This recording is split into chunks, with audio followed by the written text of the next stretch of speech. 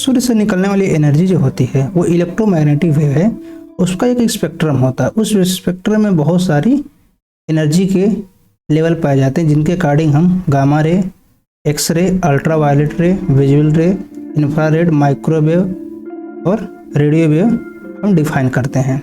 अगर बात करें जो अल्ट्रा वायलेट रे हैं या जो लोअर साइड में पाई जाती है, हायर फ्रीक्वेंसी की जो रे हैं वो हमारे लिए बहुत ज़्यादा खतरनाक हैं। तो ओजोन लेयर जो है हमारे एटमॉस्फेयर के स्ट्रेटोस्फीयर में पाया जाता है, और ये स्ट्रेटोस्फीयर में हमारे पृथ्वी की सुरक्षा करता है अल्ट्रावायलेट वेव से। अगर हम देखें तो यूएन का एक रिपोर्ट आया है, जो ये रिपोर्ट कहता है कि जो ओजोन डिप्लेशन है वो जो है हीलिंग हो रही है, उसमें वो फिलअप हो रहा है। अगर हम देखें यहाँ पर एक वर्ड आता है ओजोन होल या ओजोन डिप्लेशन, तो एक्चुअल में इसको थोड़ा समझने की आवश्यकता है कि ओजोन होल और ओजोन डिप्लेशन क्या है। जहाँ कहीं भी ओजोन होल कहा जाता है वो एक्चुअली गलत प्रोनाउंसिएशन है, वो ओजोन डिप्लेशन होता है, ओजोन क्षरण। क्यों? क्योंकि ओजोन एक गैस है, हम लिक्विड और गैस में होल नहीं कर सकते हैं, छेद नहीं कर सकते हैं, हम केवल सॉलिड मटेरियल में छेद कर सकते हैं। इसलिए ओजोन होल कहना ठीक नहीं है, इसे ओजोन डिप्लेशन कहा जाना चाहिए।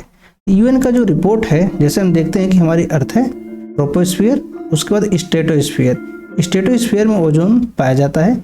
इसी स्ट्रेटोस्फीयर में हमारे पास अल्ट्रावायलेट रेज होती है, ultraviolet A, ultraviolet B, ultraviolet C, 3 type की रे पाई जाती हैं, जिसमें ए पृथ्वी तक आता है, बी ओजोन लेयर उसे रोकता है और सी पूरी तरीके से रुक जाता है।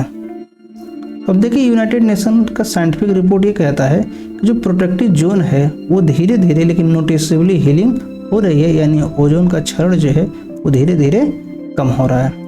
तो नासा का जो false colour image blue purple show the hole in earth protective ozone layer over Antarctica on October 5, 2022, ये 5 अक्टूबर 2022 का इमेज है जो कि नासा ने लिया है। फॉल्स कलर इमेज इसका कहा गया, जिसे ये ब्लू पोर्शन है और ये पर्पल। तो इसको जो अंटार्कटिका के रीजन में लिया गया है इमेज को। क्यों?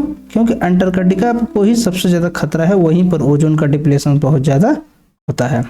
अगर हम देखें Earth protective ozone layer is slowly but noticeably healing at a pace that would fully mend the hole over Antarctica in about 43 years, यानी 2066, 43 साल अभी भी लगेंगे। यानी जो हमारी ऑब्जर्वेशन है, जो वहाँ पर हीलिंग का रेट दिख रहा है, उसके अकॉर्डिंग भी 43 साल लगेंगे, 43 ईयर लग जाएंगे। इन 2066 तक अनुमान है, एस्टिमेट है, एक्सपेक्ट हम कर सकते हैं कि ये हीलिंग कंप्लीट हो जाएगी। तो ये जो ग्रीन दिख रहा है इसी तरीके से भी पूरा ग्रीन हो जाएगा।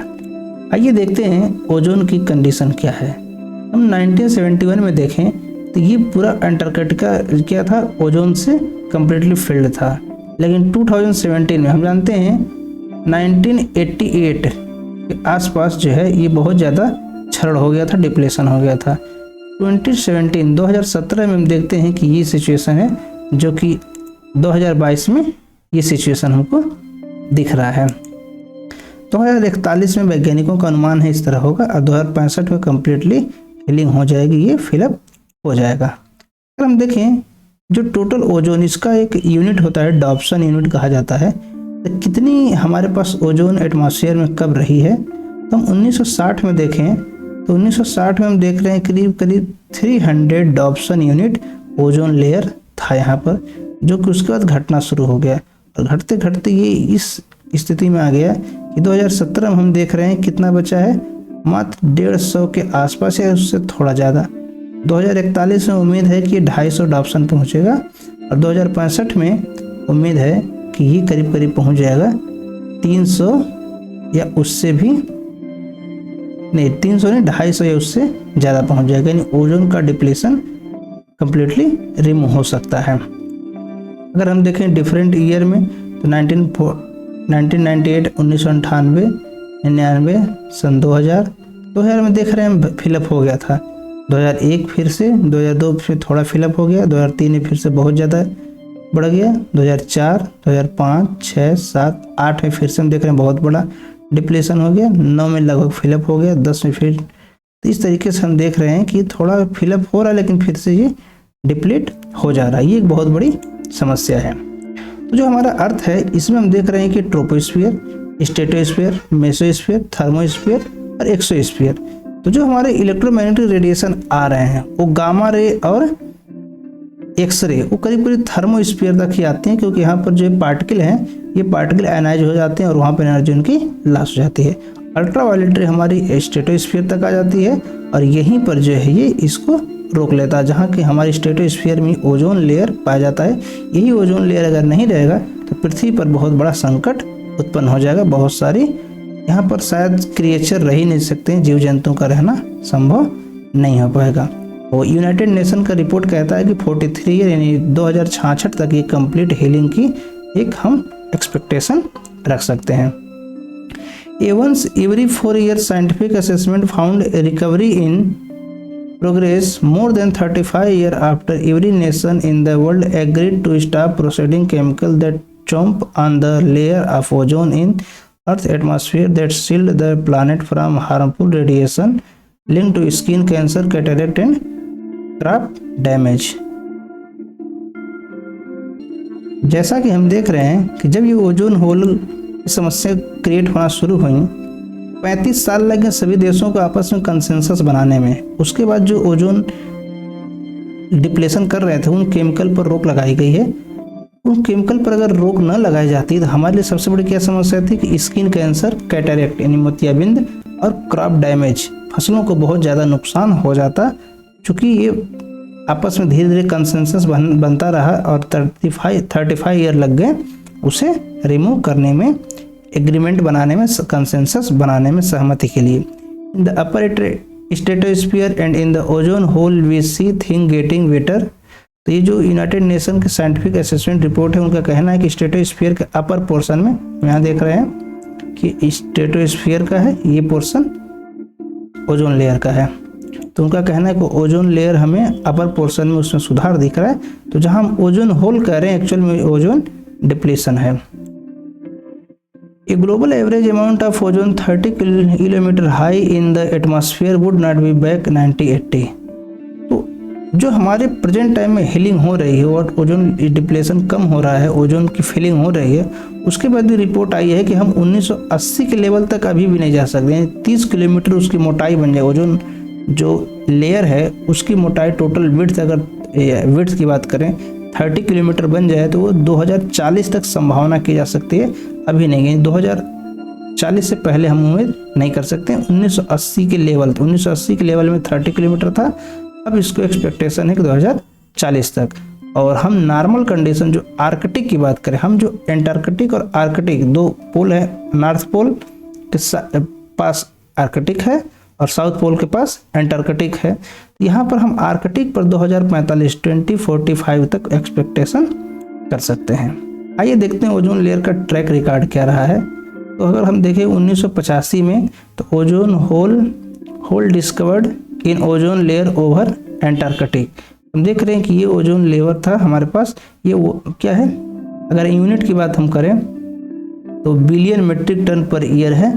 तो हमारा जो ओजोन रिलीज हो रहा था वो हम देख रहे हैं कितना है, 1.2 से थोड़ा ज़्यादा है, यानी 1.2 something million metric ton per year release हो रहे थे। 1987 में मॉन्ट्रियल प्रोटोकॉल आया, इसी को देखते हुए signed by 46 country pleasing two phase out harm chlorine chemical blamed for ozone hole. तो 1987 मॉन्ट्रियल प्रोटोकॉल जो कि काफ़ी इंपॉर्टेंट है, ये हमेशा न्यूज़ में रहता है या करंट अफेयर या जीएस के पॉइंट ऑफ व्यू से इम्पॉर्टेंट है। इसको हमने एक रेगुलेशन के लिए लाया गया। बाद में बहुत सारी किगाली 2016 में किगाली अमेंडमेंट किया गया है और उसके बाद 2045 तक जो है ओजोन की रिकवरी को एक्सपेक्ट किया गया है। 2066 तक जो है 2045 तक आर्कटिक पर और 2066 तक एंटार्कटिक पर इसको एक्सपेक्टेशन किया गया है कि ऐसा हमारा ओजोन का डिप्लेशन कंप्लीट हो जाएगा, वो ओजोन फिलिंग कंप्लीटली हो जाएगी। Antarctica, where it is so thin there an annual giant gaping hole in the layer wouldn't be fully fixed until 2066। तो रिपोर्ट का ये कहना है कि जो अंटार्कटिका है यहाँ पर पूरी फिलिंग होने में 2066 आएगा, यानी यहाँ पर बहुत ही पतला थिन लेयर बन गया है और ये जो अंटार्कटिका की समस्या है जहाँ पर ओजोन डिप्लेशन सबसे ज़्यादा होती है, तो ये होता है अक्टूबर से लेकर के दिसंबर, ये जनवरी चल रहा है, तो अक्टूबर नवंबर दिसंबर में वहाँ पर बहुत ज़्यादा समस्या हो जाती है। एक बड़ा टॉपिक है कि वहाँ पर उसका ऊपर ओवरऑल मैकेनिज्म कैसा है, तो ये इन्वायरमेंट में हम इसको देख सकते हैं, इन्वायरमेंट वाले सेक्शन में देखेंगे कि ये कैसी इसकी एक मैकेनिज्म होती है। Scientist and environmental advocate across the world have long held the effort to heal ozone. जो साइंटिस्ट हैं, जो इन्वायरमेंटलिस्ट हैं, उनका कहना है कि अगर हम 1987 से 1987 से जो एग्रीमेंट बना रहे हैं, मॉन्ट्रियल प्रोटोकॉल लाए, और उसके बाद हम डिफरेंट मीटिंग करते रहते हैं, उसके बाद से जो हमने एग्रीमेंट बनाया और बहुत सारे केमिकल पर बैन लगाए, रेफ्रिजरेटर से, जैसे कि हम फ्रियान गैस होता है यानी CFC होता है, वो जो रेफ्रिजरेटर में, AC में, या फोम, जो फोम होता है सोफे का, उसमें प्रयोग होता है, वो बहुत ही खतरनाक है। या परफ्यूम, सेंट, ये सब चीज़ें जो हैं, यहाँ से जो गैस निकलती है, ये हमारे ओजोन को बहुत ज़्यादा डिप्लीट करती है। तो बहुत सारी चीज़ों को रिप्लेस किया जा चुका है, लेकिन अभी भी बहुत सारी चीज़ें रिप्लेस होना बाकी है। Ozone action setup president for the climate action.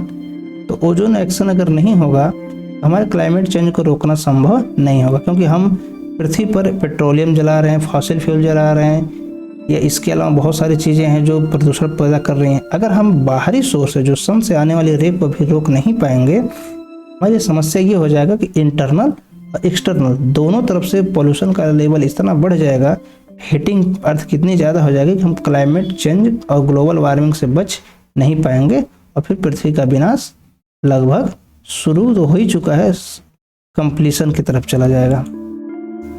Sign of healing were reported 4 years ago but were slight and more pregnantly. अगर हम बात करें, साइंटिस्ट का कहना है कि 4 साल पहले ही हमको हीलिंग दिखनी शुरू हो गई थी। अगर हम बात करें, थोड़ा सा देख लेते हैं यहाँ पर 2017 में, तो 2017 की सिचुएशन ये थी और 2022 की सिचुएशन ये है। हम देख रहे हैं हीलिंग तो हो रही थी 2017 और ये 2022, लेकिन वो हीलिंग जो है, अब उनको कहना है कि अब जो है हमारे ऑब्जर्वेशन में कंप्लीट आ रहा है। 2 नंबर ऑफ रिकवरी है सॉलिडिफाइड ए लॉट, और ये रिकवरी काफ़ी तेज़ी से हो रही है। तो 2 केमिकल जो मेन हैं ओजोन को, जो ओजोन डिप्लेशन करते हैं, तो वो है क्लोरीन और ब्रोमीन। तो जो क्लोरीन और ब्रोमीन हैं, ये हमारे एटमॉस्फेयर के लिए, ओजोन डिप्लेशन के लिए बहुत ज़्यादा जिम्मेदार है। क्लोरीन की बात करें तो क्लोरीन लेवल है डाउन 11.5%। क्लोरीन जो है 11.5% डाउन हुआ है 93 के लेवल से, और ब्रोमीन जो है 14.5% डाउन हुआ है 99 के लेवल से। अगर देखें क्लोरीन और ब्रोमीन ये डैमेज कैसे करते हैं, क्लोरीन से भी ज़्यादा डैमेज ब्रोमीन करता है। एक्चुअल में होता क्या है, ओजोन क्या है, O3 है, ऑक्सीजन के 3 एटम से मिलकर बना है।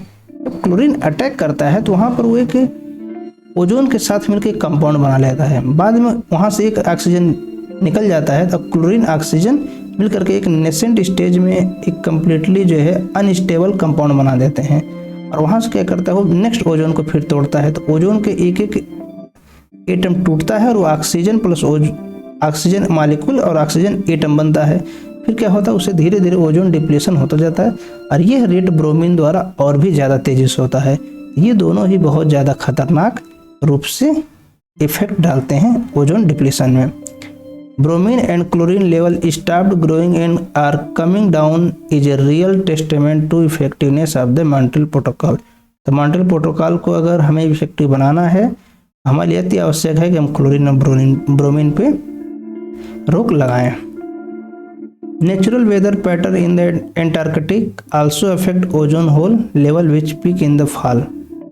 एंटार्कटिक का जो लोकल, जैसे हम जानते हैं, जो इंडस्ट्री है यूरोप में बहुत ज़्यादा है, और वहाँ पर फॉसिल फ्यूल बहुत ज़्यादा, वहाँ पर एनर्जी का कंजम्पशन बहुत ज़्यादा है, वहाँ पर सेंट, परफ्यूम, रेफ्रिजरेटर, एसी, इन सब का प्रयोग जो है वर्ल्ड के अन्य पार्ट की तुलना में ज़्यादा होता है। क्यों, वो अमीर है तो वो हर सारी सुविधाएं यूज कर लेते हैं। और परफ्यूम, ये जो है सेंट हैं, इनका प्रयोग तो दुनिया में बहुत तेज़ी से बढ़ रहा है, ये भी बहुत तेज़ी से बढ़ाते हैं। सोफ़ा या सोफ़ा के जो ये फोम के प्रोडक्ट होते हैं, पेंट है, ये सब चीज़ें भी जो निकलती हैं यहाँ से, कुछ गैसें रिलीज होती हैं, वो भी हमारे एनवायरनमेंट के लिए घातक हैं, फैटल क्रिएट करती हैं। And the past couple of year the hole have been a bit bigger because that but the overall trend is one healing. अगर देखें पिछले कुछ समय में देखा गया है कि ओजोन डिप्लेशन तेजी से हो गया है, लेकिन अब चूंकि हीलिंग हो रही है और अगर हमें पृथ्वी पर हर साल 2 मिलियन पीपल की लाइफ को स्किन कैंसर से बचाना है, यानी स्किन कैंसर के खतरे से अगर बचाना है, यूनाइटेड नेशन एनवायरनमेंट प्रोग्राम का कहना है, तो ये हमारे लिए बहुत ही आवश्यक है कि जल्दी से जल्दी इस दिशा में कदम उठाया जाए, क्योंकि स्किन कैंसर सबसे ज़्यादा समस्या किसके लिए होगा? जो इक्वेटोरियल रीजन में है, भूमध्य रेखा के पास या उसके साइड में रहते हैं। क्यों? वहाँ पर हीट जो सनलाइट होती है उसकी इंटेंसिटी बहुत हाई होती है और वहाँ पर जो है मेलानिन उनके शरीर में पाया जाता है, लेकिन मेलानिन उतना भी अफेक्ट उसे प्रोटेक्ट नहीं कर पाएगा और क्या होगा? उनकी स्किन कैंसर हो जाएगी, स्किन जल जाएंगे और उनके लिए समस्या क्रिएट हो जाएगी। A few years ago, emission of one of the banned chemical chlorofluorocarbon 11 CFC11 stopped shrinking were rising। हम देखते हैं ये पहले क्लोरोफ्लोरोकार्बन का प्रयोग थोड़ा बढ़ा था, फिर HCFC प्रयोग हुआ, लेकिन अब इसका ये श्रिंक हो रहा है, इसका प्रयोग हम कम कर रहे हैं, AC में नहीं हो रहा है।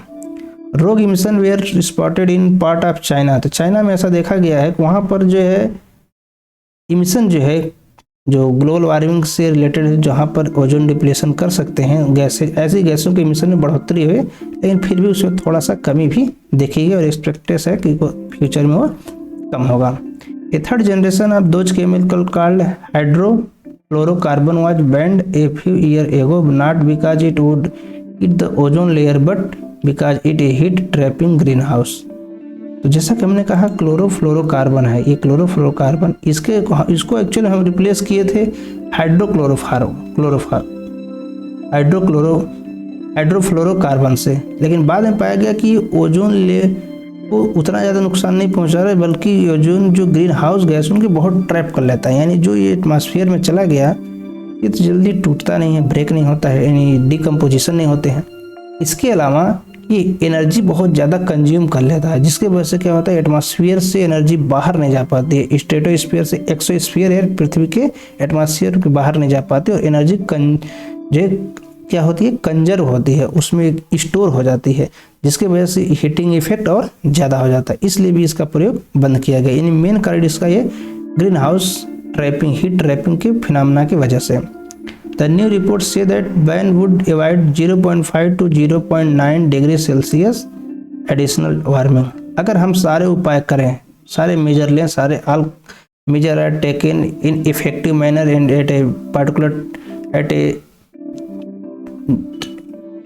Time, then there would be in 0.5 to 0.9 degree temperature would be prevented. यहाँ से हम अवॉइड कर सकते हैं, इतना टेम्परेचर नहीं बढ़ेगा। The report also warn that effort to artificially cool the planet by putting aerosol into the atmosphere to reflect the sunlight would thin the ozone layer by much as 20% in Antarctica. अब एक बात और आती है कि हम पृथ्वी का temperature घटाएं, ग्लोबल वार्मिंग के इफेक्ट को कम करने का तरीका बहुत सारे हैं, जिनमें एक तरीका है कि हम जैसे जब ज्वालामुखी आती है तो बहुत सारे धूल भी निकलते हैं, तो धूल जब एटमॉस्फेयर में जाते हैं, जम जाते हैं, तो सनलाइट हमारे अर्थ पर नहीं आ पाती है और रिफ्लेक्ट हो जाती है, जिसकी वजह से हमारे पृथ्वी का टेम्परेचर कम हो जाता है। लेकिन इस काम को हम आर्टिफिशियल तरीके से करें कि हम बहुत सारे एयरोसोल को बिखेर दें, स्कैटरिंग कर दें, और स्कैटरिंग के फिनोमेना बस से रिफ्लेक्शन होगा और वहाँ से लाइट एक्सोस्फीयर के माध्यम से बाहर चली जाएगी, तो हमारी पृथ्वी का टेम्परेचर कम हो जाएगा। लेकिन ये एरोसोल जो होंगे ये ओजोन को बहुत ज़्यादा डैमेज कर देंगे और एंटार्कटिका पर तो लगभग 20% डैमेज कर देंगे। यानी जो एरोसोल का छिड़काव की कंसेप्ट है, ये एरोसोल के छिड़काव का कंसेप्ट या स्कैटरिंग करना एटमॉस्फेयर में, ये संभव नहीं है, वरना ये हमको शॉर्ट टर्म में फ़ायदा दिख रहा है, लेकिन लॉन्ग टर्म में हमारे लिए और बड़ी समस्या बन जाएगा। तो ये था ओजोन से रिलेटेड यूएन का रिपोर्ट क्या है और वहाँ से हमारे हीलिंग कितनी हो रही है। तो वीडियो अच्छा लगा हो तो वीडियो को लाइक करें, चैनल पर नए हैं चैनल को सब्सक्राइब जरूर करें।